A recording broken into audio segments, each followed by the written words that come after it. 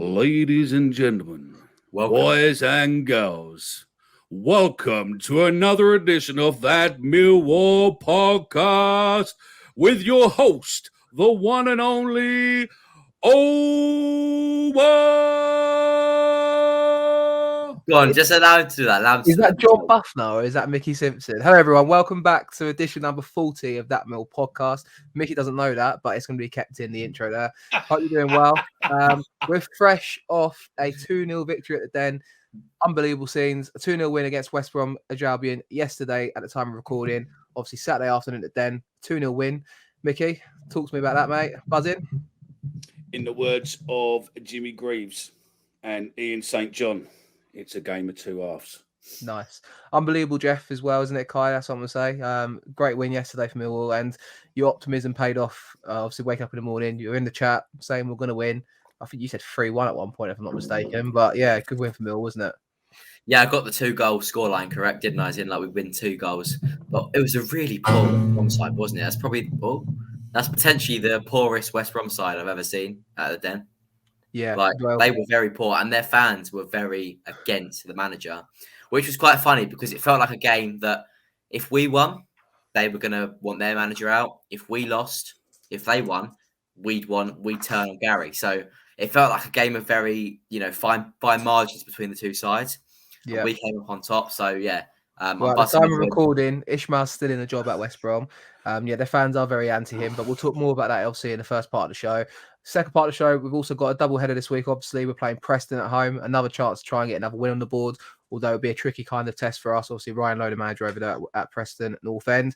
Obviously, if you're new around here, guys, be sure to like the video, subscribe if you're new. The same on audio. It helps us out more than you think, and we look forward to talking more about the game. So we'll go into the first part of the show now and talk all things 3 points at the Den.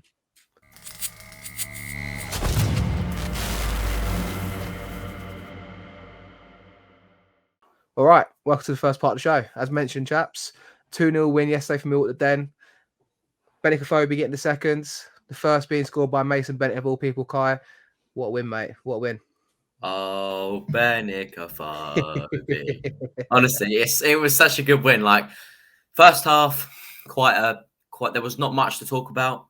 Obviously, apart from Andy Carroll's strike that Bart kept out superbly. Yep. We went through to half time. I thought we grew into the game after maybe the first half an hour. We looked the last 15 minutes. We looked much better. Second half was one of them moments that you thought we need to make our dominance count. This is one of these moments that if we don't make our dominance count, we could live to regret that. And it took us 67 minutes on the clock. Mason Bennett, ball comes in from Scott Malone. Before I mention it, a very needless foul from the West Brom right back, Darnell Furlong, I believe it was, who must have been, deserving of a yellow card about 30 minutes through. It was unreal. He was charged up for the game, weren't he, Furlong? He was definitely. He was fully. I felt like they wanted to sort of beat us at our own game of trying to, rough us up a little bit. Good ball in from Scott Malone. It sort of flicked on again. I think Bennett gets the last touch before it gets to Mason Bennett. Mason Bennett hits it in, and it's that man, Andy Carroll, who hits it into the roof of the net, which is very pleasing. About 10 minutes later, Benicophobe, scores a second. It was a really good goal. That little nutmeg past Matt Clark was brilliant. Mm-hmm. And then he slots it past Button in goal, I believe. It was a really good win. And, it could have been more had we taken our chances. So I'm buzzing with the 3 points. That second half in particular, Mickey, top draw after what was a drab first half, wasn't it, mate? But we got the all-important goals. And, Kai's right. Benicophobe's goal for me is just a touch of class, wasn't it, yesterday? Yeah, absolute touch of class. And also, they just seemed to come out and want it, didn't they? They seemed to want something to prove because they got booed off first half, didn't they? Mm-hmm. I don't know if it was ours what was getting booed off or theirs, but there was a load of booing. And I think it was the ref. Probably both. Probably the ref. But, yeah, no, it was... It was definitely a game, I know it's an old cliche and football commentators around the world over probably the last 50, 60 years have always said, football is a game of two halves. And yesterday proved that very fact. A few bits of, class football were the deciding factor. And, Millwall got the 3 points and we won 2-0 at home and it was just superb. Like what was posted out on the pod account yesterday, what the fuck happened there? Did we really just win? Do you know what I mean? It was just unbelievable. And yeah, why we talked about a bit of class as well to Millwall for putting Isla up on the screen. Oh, my thunder, yeah, brilliant. Probably the only West Ham person wearing a full West Ham kit to ever go on the screens at Millwall. And we're getting good publicity for other fan base and everything else. And I don't think it was all about that. It was just making sure that Isla was, her story has gone around the world and people have seen it. And, if people see it and realise what's what, then that's great. But, it's as far as I'm concerned, and I think most other fans are now, normal service resumes, mate. If we get West Ham in the cup, then normal service will resume. Yeah, 2 moments of class in the second half, 1 moment of class in the first half. That's absolutely. 100% agree with you there. We'll talk about the team. Obviously, there was only one change from the weekend before. Obviously, that defeat at Blackpool. Bielkowski was in goal. Back three continued of Hutchinson, Cooper, and Wallace. McNamara on the right, Malone on the left, who kept his place in the side. Kind of contentious, but I think Kyle, you mentioned obviously about keeping Malone in your team on Thursday when we was doing our recording, and I think it paid off. To be fair, Keith-Bell and Mitchell in the middle, who Keith-Bell for me stood out. I think he's a player that obviously I think second half in particular when we tried to turn it over and get at the team quick, it paid off there. And obviously a front three, Burke on the right, Bennett on the left, and Afobe up top. I mean, where do you start with that performance, Kai? I think I said Keith-Bell. We'll talk a bit about him a little bit. I think as the game got a bit more scrappy and we've tried to turn over, play quicker, and more so not worry about playing pretty football, the intent was to get the ball forward. He seems to kind of grow in the game and become a dog in that midfield we kind of expect from Keith-Bell. No, he didn't. I thought West Brom came at us, as I said before, with trying to almost match up our own game. And by doing that, playing Keith-Bell was perfect because he justifies everything what Mill was about, really. He's, I like to describe him as the Dutch destroyer. Yep. He absolutely, and funny enough, he did not yet get a yellow card yesterday, which must be one of his first times in a Millwall shirt. No, it was fantastic. He broke up all the play, and funny enough, I looked at his stats after that. He actually had one of the best passing accuracies in the team yesterday. Oh, really? Which was really interesting because I expected someone like Billy Mitchell or someone like that of that sort of player to have the most, but Keith had one of the highest pass success, which with Keith we don't always associate technical quality and a little bit of quality on the ball with him. We more associate the hard tackling, the work rate. But I thought he was superb yesterday. Was up for man of the match. My personal man of the match yesterday was Mason Bennett.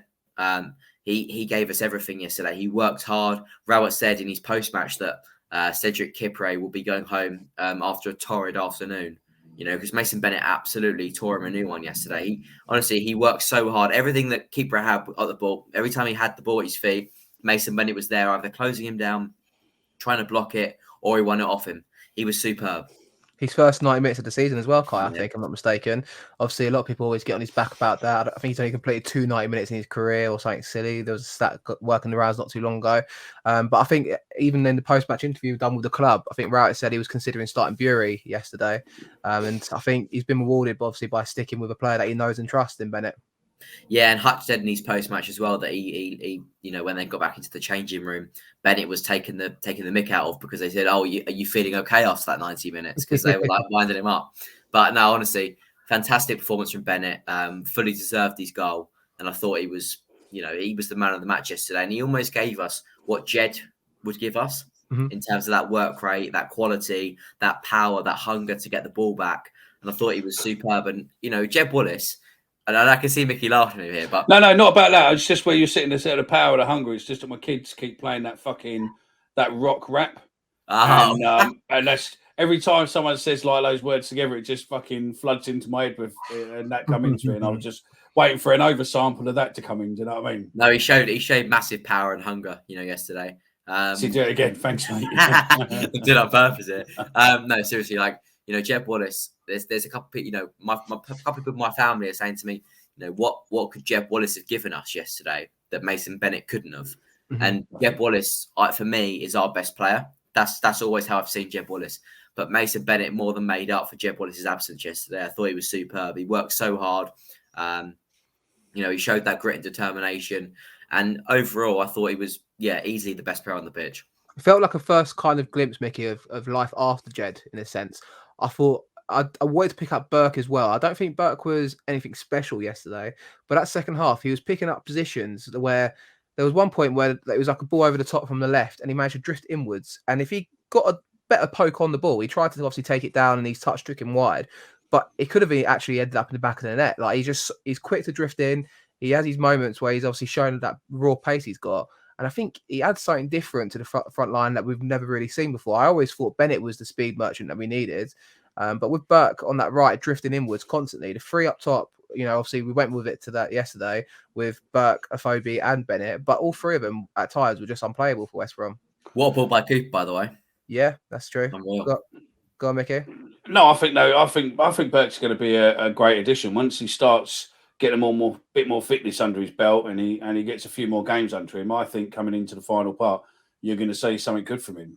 Will we have a chance of probably signing him? Probably not. He's probably going to be worth a fortune. But that's the only cynic in me. I was going to say that, isn't it? Have we got a deal in place to sign him? Probably not. And every time he plays well, his valuation goes up, doesn't it? So yeah, and also, I mean, the West Brom bods to say, he never really made it with them, and hope that he finds himself in at Millwall, and finds himself a club and restarts his career. But the boy's got speed, and with those three up front, people can't handle it. And yesterday you saw, because I've seen a couple of videos of Gary's doing these coaching sessions with these online coaching companies, where there's been a few of them across YouTube and stuff, what stumbled across by accident being on social media. And the way Gary says that he wants to play football on there is all about pace. It's all about quick, ball 1, 2, 3, quick. Yeah. But quick passes and getting the ball up the field really quickly, get them up to the front guys to let them do their job. And yesterday we were seeing that. And that's probably the first time, especially the second half, more so than the first. But there was a few points in that second half where, 8 or 9 passes were done just like that. And we were up in their half, ready to go. So that's also a tactic that suits a Millwall team, in my opinion. Get the ball up the field, play with your forward players. Neil Harris done it in a bit more kind of an ugly style way, with a big man up front knocking it on, and then you get your players involved in the play. But I thought you saw there, Mickey, at times, like if you move it quick and pick the right pass, and Kai mentioned Cooper obviously for the ball that I mentioned about for Burke's opportunity, like you can see it kind of slowly coming into play a little bit, and you can see that there is a kind of, I suppose, an idea to what we're trying to do with right now. Yeah, no, absolutely. And I think, maybe it'll go there. I mean, look, as I said before, I don't think the board's going to replace him. I'm not necessarily a Rowett out. I just want to see where we're going and what we're doing. I don't think the board's going to give him massive amounts of money to buy people. I mean, if you look back through the last couple of seasons, we've not overly spent massive on players as such. A lot of them we've got for now. It looks as if that is the way. I've been looking on Millwall history. If you ever want to look back through stuff, there's lots of stuff. Gaza puts loads of stuff on there. Look, if we can play like we did the second half every game for the rest of the season, then I think we'll finish somewhere half decent. I don't think we make. I'm not saying we're going to make playoffs or get through, but I think we're going to finish nice and between 6 and 10 easily, or 7 and 10 easily, and I think we won't necessarily finish a bad season. I think that's a respectable finish. I don't want to get carried away because we've been able to. No, I'm not. I'm actually going to play it down a little bit because I thought West Brom, it was probably one of the poorest sides we've seen at the end of the season, to be honest. I don't know if I'm overplaying that a bit, but they were pretty much Millwall from the game before. Correct. Do you know what I mean? And they've got all the talent, all the money there. There's a lot of players there that are worth a fair bit. Callum Robson came on second half, and there's players in that side. Andy Carroll, obviously, at one point was a £35 million striker. He got a lot of stick from where I was in the Cobble Lane end in the first half anyway, Andy Carroll. But I found myself at half time thinking, this is drab. They're not any good. We're not any good. But whatever he said at half time, obviously get the ball forward. We saw it in the second half at times, Kai. It obviously made the difference in the game. But I guess the challenge here is, and to lay the gauntlet down, is you've got one of your game in hands on Tuesday night at home against Preston. I think it was meant to be the game we played just before Christmas or after Christmas. Can't quite remember. But now it's time to try and get points on the board and make a consistent run of things a little bit. Yeah, definitely. And I want to say this because I saw this saying yesterday and I really wanted to add it in today. West Brom have sort of gone from ruthless to toothless. Mm-hmm. I love that saying. I saw it yesterday on Twitter and I absolutely loved it. And I thought I've got to include that in the pod. I saw it on Twitter somewhere. Mickey's laughing at me, but I thought it was excellent. Yeah, and even Carlin Grant, Matt Phillips. Yeah. I mean, there's a lot of players in that side that are Robinson, Dean Garner. talent, and it's like the subs they made in the second half was Dean Garner and Robinson. You're right at the same time, and they just had no answer for it. I think they do look a bit at loss, and I can see why their fans are getting really, unrest with Ishmael. I was thinking before the game, like, you're still in the playoffs. What is this about? But then when you saw that performance from them, kind of can get behind it and understand. They don't score many goals. And they don't really offer a lot going forward either. So, like, I mean, defensively either. So it's like, what is there to this team really that makes them stand out? So no passion. No, exactly, and they don't seem no passion, hunger. Was that no power, no power and hunger. No power and hunger. That's it. No, honestly, like, you know the song I'm on about, don't you? I think so. Yeah. Yeah, we'll talk about it afterwards. I'll try and find it and link it if we can find it. No, I just thought that there was no passion from them yesterday. But moving forward now, it's important we back that up with another win at the Den. I think we're 9 points off the playoffs, aren't we? But it's only Millwall could win and go down a place in the league. Yeah, I saw that. Like, that was brilliant. I don't care though because we won. That's all. I didn't care. And we 22 points off the bottom, and we 22 points off the top. It was 16, but I thought it was 9 points off the playoffs. Yeah, it's 16 off 22nd, 22 off 24th. So, what's it off playoffs? We are 9 behind Middlesbrough in the playoffs, and we played a game less than them. So this is my point here. Like, no, 6 on Tuesday then. Well, this is it. It's the consistency's got to come into play now, and it's positive. We've got a tough fixtures coming up after this. I mean, the home games stand out to me as if we perform like we did in the second half. You've got Preston at home. A week later, you're going to have Cardiff on the Saturday. Steve Morrison coming back with Cardiff. I don't even know if he's still going to have a job by then, to be honest. Like, he's going to be under a lot of pressure.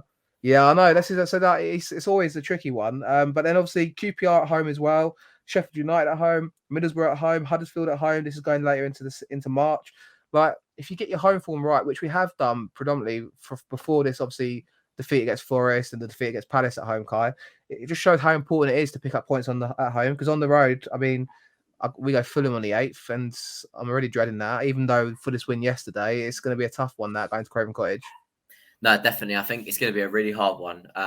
But no, I mean, the thing is, going back to what we said on Thursday now, when you asked me whether I was Rowett in, Rowett out, I did sit on the fence, like, splinters in my backside. But point is, what I'm trying to say is that it's difficult after that win yesterday. You get so hyped up and you think, what a brilliant performance. But now we need to back it up. You back it up, then it looks really, really good, that win. I want to role reverse here, Omar, and ask you, does that performance yesterday change your mind, or keep you where you are? It whets the appetite, like second half. Like, it gets me excited. But that's what I said, like, before I brought this into the conversation. It's just the consistency that's got to now come into play. And we always say it, we are a decent side when we're playing like that. You need to encapsulate that and go again. Yeah. And there's the challenge to the players on Tuesday night. And if we keep that kind of thing going, then of course, like, I did say, like, I'm right out because I don't see it changing. But that second half was what we want to see. That to me, anyway, there was fight, there was hunger, and there's passion. And there's power. Can you expand a little bit more about the power and hunger or not? I think we found our show title today, Power and Hunger, yesterday at the Den. But that's what we want to see. That is it. Why Poland Millwall again, mate? That's what it is. It's what we get. It's what we get offered up. And if you find a consistent Millwall, then you're going to find yourself in the right area of the table. And that's what you got to do. And that's the challenge now. 27 games played, 19 to go. You just got to kind of keep plucking away at it. And I think, we talk, obviously, Rowett referred to it last week after Blackpool. Get the window closed and then carry on. And this is what we've got. And we've got to work with it. And if that's what we're going to get from what we've got available, there's no arguments for me for that, to be honest. And it's just, like I said, it's the consistency. If we tried to play like that last week against Blackpool, none of us would have had a grumble. But none of us would have had a grumble either. We'd have been like, look, there was hunger there. Kingsbell was in there.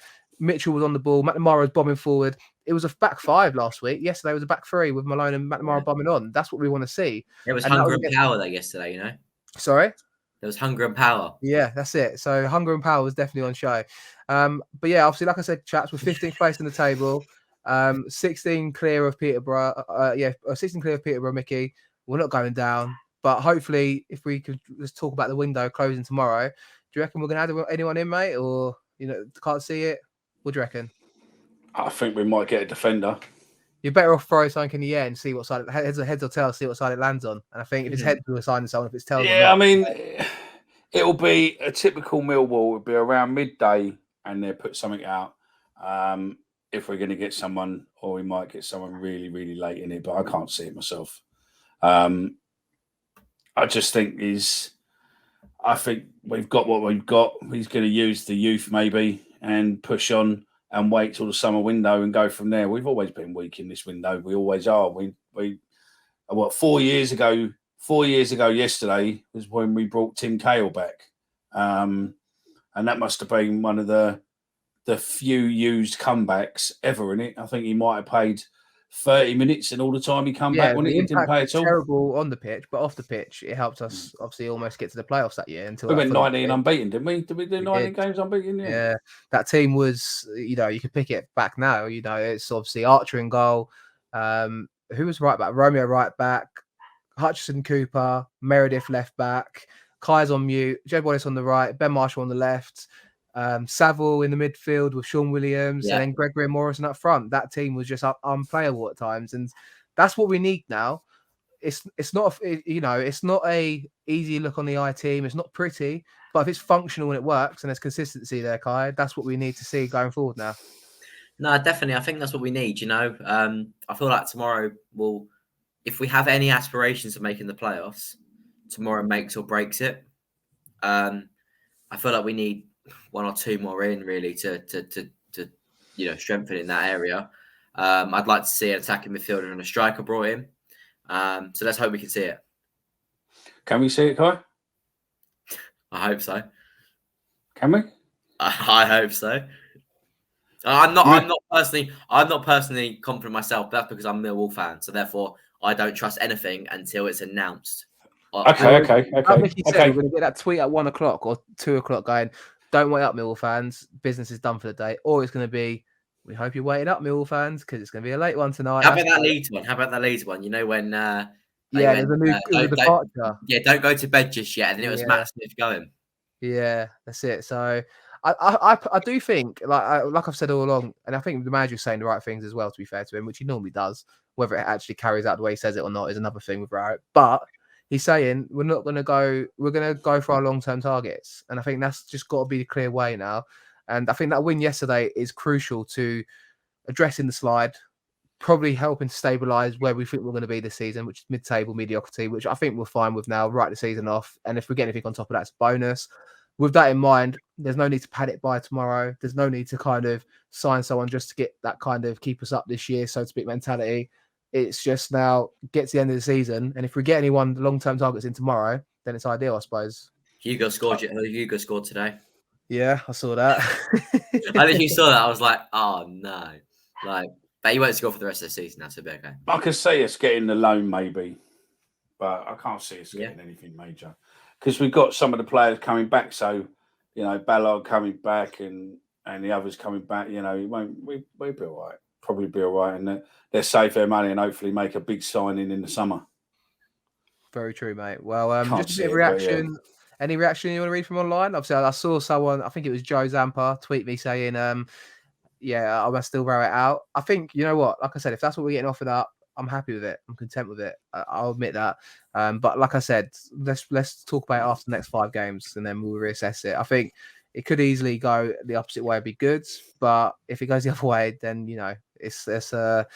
there's nothing changed as far as I'm concerned. I was actually going to read some comments from our last YouTube video. I think I'm going to try and make this a thing.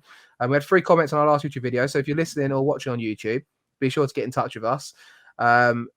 American Rover is always often a commenter. He's just let us know whereabouts you are in America, by the way. Yeah, come off the hour, come off the Rowett. Been stewing for a week. I keep an open mind. Good show, guys, and thanks for the humanity. Mickey got the Coeur de Lion. What does that mean, Mickey? Just means I'm the bollocks, doesn't it? That's what it means. But no, look, if you let us know whereabouts you are in America, then that way, if we ever try and get you on the show or something, then at least we know where the time delay is. Yeah. So that we can work around it. So just before you do the other ones, if you are around the world and you do fancy coming on, because we are speaking to people around the world to do, just let us know if you're interested in coming on, especially overseas fans, because we can look at trying to fit you in on on the time difference, because we're keen. We have a couple of conversations. I've got a good friend who lives in America, and it's good to hear your reactions where you're not at the games and you don't see all the social media and everything else that we see over here as such, and the press releases and everything else. It would just be good to get your view on Millwall. So yeah, get in touch. Let us know. Any way you want to get in touch with us, do it. Sorry, their Lion Blue said, well put, Mickey, in regards that rivalries doesn't matter when it comes to a young girl, which we touched on. He's sticking with Mickey. I believe the ball will stick with Rowett as we are stable. Omar and Omar injuries play a significant part for a club of our size. Yes, I just think it's an excuse to make when we're not turning up. Can we get 1 or 2 players in by Monday? We'll live in hope. And as Kai says, for a forward and attacking midfielder, he agrees with you there, mate. And obviously, finally, from Richard Pierce, it's quite a long comment, but I'll just skim it. He's obviously mentioned Anthony Scully from Lincoln. If Jed was to go, Kai, do you know who Anthony Scully is? Yeah, he's good. He's really good. He's quite a similar player to Jed in terms of he likes to cut in. He's not obviously Jed's not rapid, but he's very good with the ball at his feet. And I think Scully is quite similar to Jed. He did say also, he went on to say the hardest position to buy a permanent signing is obviously a striker, signing a good striker. He then also mentioned no donkey wage fees to come through the door the next few days. Obviously, go with what we've got, like we're saying here. Varson. Best manager available has just become unemployed is Grant McCann. Got promoted from League One last season, just come off the back of back-to-back wins against Blackburn Rovers and Bournemouth. I don't think Rowett deserves the push. As I said before, needs help. Tony Mowbray at Blackburn has done what I would like to see Rowett do here. Been in charge for a long time and taking good baby steps towards where they are now. He has brought through a lot of young players too. We'll get value on Ishmael the sack tomorrow. I think positive, guys. Well, he was right. Think positive, but he's not quite sacked yet. But it is a good way of thinking, obviously. But like I said, it's just I wasn't sure what we're getting from Rowett's Millwall. But yesterday is a good showcase for it in the second half, and long may that continue. I think anyway we've reached the closing point of part number 1. In the second part of the show, we will talk all things Preston at home. Thanks to a double header we've got this week. Back shortly.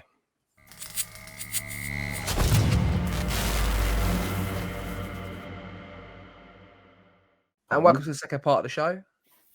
You're right there, Mickey. You're right. Are you trying to throw me off my little? Yeah, brother.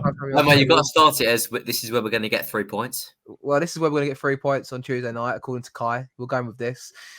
We play Preston on Tuesday night at home at the Den, looking to make it obviously back-to-back wins. Come on, Kai, talk to me about optimism and tell me how we're going to beat them. Obviously, they drew at the weekend 2-2 against Bristol City. Obviously, Ryan Lowe's manager there, obviously recently appointed. Was he at Plymouth before? Yeah. Yeah, so obviously he's young, hungry manager, a lot of pedigree there. And I think he's used his links with Gerrard, if I'm not mistaken, to get a couple of loanies in at one point or another. So should be an interesting game, I think, Tuesday night. No, he's a good manager. He's a good young manager, sort of manager that if Gary did go a couple of months ago, I'd like to see Ryan Lowe come in. He's a really good young manager. It'll be interesting Tuesday night because they're a good side. They're in a good bit of form. They've got some good players. Obviously, Johnson. I don't think Sinclair's back actually, but they've got some good players in that squad. But no, I think we back it up on Tuesday night. I think I'm going to go for a win. I'm going to be optimistic. I'm going to go for a 2-0 Millwall win. Mickey, do you reckon we're going to do the business Tuesday night and get some consistency in this side? Yes, I think we probably will have a bit of consistency. I think possibly after the weekend and things what went round at the weekend, I think it's possibly given, a players a point to prove maybe, and they need to come out and show what's what. Because it's all right, blaming the manager or saying the manager's done this or the manager's lost this and lost that and all that. But at the end of the day, the manager ain't the one playing on the field. Mm-hmm. And it's not as if you're playing a pure tactical game like, American football, stuff like you have the ability, your class players, you have the ability to win a game if you want to win it. If you don't, and you just want to play like, a bunch of donkeys to try and hopefully get someone to sack who probably ain't going to get the sack, then at the end of the day, you're just going to get mugged off by the fan base because you look shit. So just go out there, play with your heart, play with passion, power, and go out and win it. Maybe it's a new lease of togetherness here, It could be singing off the same hymn sheet. Players and fans and manager all maybe trying to, grow again together. And it could be that case. I mean, obviously Preston, like I said, drew 2-2 at the weekend. Goals for them came both from Emil Rees, who is obviously a handful of a striker, seems to have done well under Lowe since he's come back in, Kai. But they've also got a couple of injuries. Barkhausen is injured. He's obviously a player that typically plays up front for them. And so is Sean Maguire. So, and I think Darnell Johnson's still away on international duty. So, I mean, I look at their side. not many players there scare me, if I have to say it. But you know, it's a workman-like team in there. Ledson is a good pedigree from Premier League Everton back in the day. But I think, you know, another team that plays a back five as well. So we just have to be at our best and hopefully replicate that second half performance. I would like to preferably watch EFL on Quest for twice in maybe 5 days. I never watch EFL on Quest when we lose. On Saturday, it was lovely to watch EFL on Quest, tune in and watch Millwall win. I don't watch when we lose, so yeah, I don't even touch on it. So I've not watched EFL Quest once this season. I don't know if that's just me, but I haven't. It's not bad. It's not bad. I mean, on Wednesday night, I'd love to tune in, watch it, and with another 3 points. I wonder how long it's going to take Mickey to realise he's on mute again. Just a classic kind of. We should really watch Quest more, because they always, when Millwall wins or they post something about Millwall, they always copy us in their post, tag us in their post. So really, we should replay the favour and watch it back. So yeah. Thanks, Colin. Yeah, thanks, Colin. Yeah. More than welcome to come on anytime you want, Colin. But yeah, I think the key is obviously consistency anyway, chaps, and that is the word I'm banging down here. As Mickey's showing these new blue teeth thanks to these green screen effects. I keep moving. Where I move out, I look like a fucking ghost. Occasionally, like where I'm moving in, I'm sort of like, yeah, look. I sort of like. It's going to be same team again, chap, surely, right, for Tuesday. The gauntlet's going to be laid down to them saying, look, you've got the shirt, keep it. I think we mentioned, obviously, that team under Harris 3 or 4 years ago now, when we nearly got into the playoffs. That team picked itself. And I feel like under Rowett, injuries have not helped, obviously, Kai, and we do talk about that. But there's not been a consistent 11 that's picked itself under the manager for a long while, I feel like. And now it's, you know, the gauntlet's there. There's your shirt, keep it, and see how long you keep it for, I suppose. No, definitely. I think, but the question after for you two boys, if Jeb Wallace is fit for Tuesday night, are you bringing him off the bench or are you starting him? If he's still here. Yeah. I mean, it's a debatable on this, but I wouldn't start him. I'd bring him on the second half. Yeah. The manager says he's going to be here, right? Did he say it again yesterday, Kai? I mean, yeah, he did. But the thing is when someone says that and they're still going to be here, obviously they're still prone to a bid. And if a bid comes in, that's, you know, it's not projectable almost, he's going to go. But as it stands, he'll still be here for the rest of the season. But, you know, you could almost see, now I saw someone tweet earlier, Lewis Grabban's now out. He's injured. Now you could see Nottingham Forest now coming in for him and going, it's even more important we get Jed now, because we've got Keenan Davies up top and we play Jed on the left or on the right and Brennan Johnson on the left. And it's quite, I mean, I personally say they need more of a striker, but you know, if that's the sort of player that, okay, Grubban's out, they might now push for Jed even more than they were. Yeah, but we've outpriced him, though. We've outpriced him. I mean, there was a few. That 9 million stuff was nonsense, I think. Well, even if it ain't, I mean, we have outpriced him. I mean, you know, if they think they want 9 million for him, it ain't going to happen, is it? Nah. Interesting, right? I think that also with this is how it works with deadline day. Brennan Johnson's constantly been linked to a Premier League move. If a club comes in with a silly offer for him and bids silly money they have to accept, then that's what kind of brings the domino effects. And you might see Wallace move. And then if Johnson goes to the Premier League, Wallace goes to Nottingham Forest, then we might sign a player for £1 or £2 million. We might be able to go and get Sibley with the money. Do you know what I mean? Like, things could change really quickly with Ian Fleming. Yeah, exactly. So, like, I think what I do feel personally is, if with the international market, so to speak, especially when it comes to deadline day, I don't think it's a problem for the big clubs in the Premier League. But when it comes to that for the Championship sides, you're going to struggle to get them over and get the deal done that quickly. But I can see it. If something like that happens, you wake up tomorrow morning, you've got Sky on, and you see that Brennan Johnson's going to a Premier League side. I think he's been linked with a few clubs. You know, then it could spark the merry-go-round of the transfer window, I suppose. And that's the glory of it, I suppose, Mickey, and the kind of craziness of it at the same time. Yeah, no, I agree with you. I think, you know, it is. I bet Man United were wishing that they got rid of Greenford, you know, 2 weeks ago in the transfer window. Greenwood. Do you know what I mean? Not Greenwood. Who's Greenwood? Greenwood, I said. You said Greenwood. I said Greenwood. It's unlike you to characteristically mispronounce something anyway, Mickey. So yeah, no, but I just said Greenwood. But it would have been, you know, it would have been good if they'd have fucking got rid of him 2 weeks ago. Here we go. We're encouraging comments on YouTube. Did Mickey say Greenford or Greenwoods? Let us know in the comment section below, and tweet us as well if you're listening on audio. I think me and Kai both know what the answer is there. But yeah, but it ain't fair now, because even if I did say Greenford, you're going to edit it out anyway. So it makes it. Do you know what I mean? No, I don't edit much of the show. Why don't you? I look back at it and send it over on the group chat. Kai. Listen, the way Omar works, this should be a video clip, and it'll be: did Mickey say yes or no? And because of everything going on with Greenford at a minute, we're probably fucking Greenwood. You said Greenford again. Greenwood again, yeah. Greenwood. I'm writing down the timestamp It will go right out there now for this. Yeah, see, he's writing down the times now. just for that, we've got. I can remember to do this tomorrow. So, but no, it's going to be interesting. Obviously, watch this space. I feel like the transfer window. I wanted to go a little bit off topic and go a bit rogue here. Have you seen who's being persistently linked with the Gillingham job, Mickey? Harris, and he's the firm favourite. Weird one, that no, that's no, I mean, not really. I don't think it's weird at all because the owner of Gillingham is a massive Millwall fan, and yeah, he'd love to have a Millwall legend at his club. I'm not sure you pay him the money that he wants because he doesn't seem to want to pay anything. My mate's a Gillingham fan, and they've been protesting for weeks. Everyone that protests against him is kicked out of the stadium. They lost 7-2 at home yesterday to Oxford, and they've not won a game since. Go on, Kai. I think it's like 17 games, isn't it? 19th of October, their last win. I think it's like 17 games. I think if Neil Harris goes there, he's got to be a bit crazy, to be honest, because I think he's better than a Gillingham job personally, because they're rock bottom or 23rd place in League One. Surely he's going to hold out for a decent League One job if he's going to go down to that level. You think so? That's what you think, anyway. Interesting.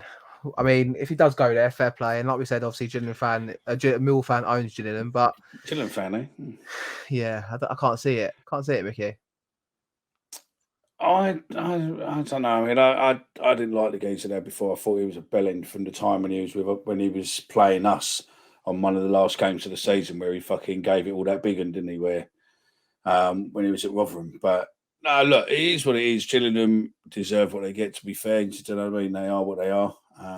Pikeys. That's not allowed to say that, but yeah, allegedly. I can't breathe. Right. Anyway, yeah. If he goes, it'll be close to where he's not a million miles away. He lives in Essex, doesn't he? That way, so it won't be a million miles away for him to go. You're unmuted, dickhead. Look at me to the show with, I have to say. And look, if he goes, he goes. I don't think he'll want silly money. He's not that good. He got kicked out of Cardiff for fuck's sake, so he ain't that good. It'll suit him, I think, that job. The location. I think he should. Yeah, but I think he should maybe drop. Go for Gillingham, drop down a league, build himself back up again, and then go because he is good. Whether or not it takes Livermore with him or not, and Paul will have two fucking Millwall legends here. Whether or not that will go down well with the fan base or not, I don't know. Yeah, and obviously, I suppose watch your space with that, and yeah, I do think it's a bit bizarre, but stranger things have happened. I think in other different footballing news. I mean, it's the only good thing I can say from that, Kai, is that Bromley are going to get promoted to League Two, right? So we're going to deviate a little bit here, but Andy Woodman and George Alexander up front, they're doing bits over there, aren't they? Excellent, fantastic to see. Woodman's a really good manager. I know he's former Palace, but he's done a really good job there. George Alexander scoring goals for fun. So yeah, you love to see it. Yeah, I mean, deviating a little bit here, but obviously it's nice to cover teams that are in the close vicinity to Millwall. So, how about Olaf though? How about Olafe? Yeah, he scored again yesterday, right? Yeah. What was the score? Really well. Did they win 2-0 in the end, or? Yeah, 2-0 against Colchester, I think it was. Yeah. So he could be a League One striker playing for Sutton next season. This right? It's a nice little progression. How about just the championship striker for us? Yeah, I mean, I think it's exciting. It's exciting to have Mitchell playing well. I know Moss has got in the team at Orient as well, and Olaf's doing well. Bury's come back, and look at Bury. He seems to be offering a kind of new lease of life, and almost played yesterday. Obviously, came as a sub. It's exciting to see these Millwall homegrown talents coming through, Mickey. Just imagine if Gary's boy, George Alexander was there, mate. Fucking, do you know what I mean? Yeah, he could be scoring goals for us now, mate. Do you know what I mean? He could be that missing link we needed.